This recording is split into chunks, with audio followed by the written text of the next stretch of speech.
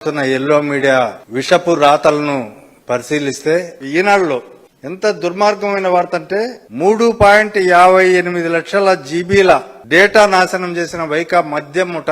ఆ డేటా 375 కోట్ల పేజీలు రికార్డులు డాక్యుమెంట్లకు సమానం. ఓ భారీ కుంభకోణంలో ఈ స్థాయి డేటా విధ్వంసం బహుశా దేశ చరిత్రలో ఇదే ప్రథమం. ఈ డేటా ధ్వంసం చేసినా సరే చివరకు సిట్ అనే సంస్థ సఫలీకృతమయ్యి ఛార్జ్ షీట్ వేయగలిగే స్థాయికి వెళ్లిందని చెప్పి వాళ్ళే రాస్తారు. అయితే ఈ సందర్భంలో ఒక ఆర్టీఐ కార్యకర్త ప్రశాంత్ రెడ్డి అనే న్యాయవాది ఏపీబీసీఎల్ కూడా ఆర్టీఐ కింద సమాచారం అడుగుతాడు. ఇదంతా నిజమేనా?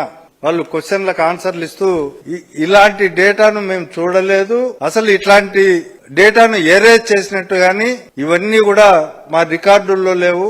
ఆర్టీఐ కింద రైట్ టు ఇన్ఫర్మేషన్ మేము తయారు చేసింది కాదు, ఆర్టీఐ ఇన్ఫర్మేషన్ యాక్ట్ కింద చెప్పిన జవాబు. వీళ్ళు ఎంత నిస్సిగ్గుగా ఈ వార్తలు రాస్తున్నారో మనం చూస్తున్నాం. దీనికి మేము ఇంతటితో దీన్ని ఆగదలుచుకోలే.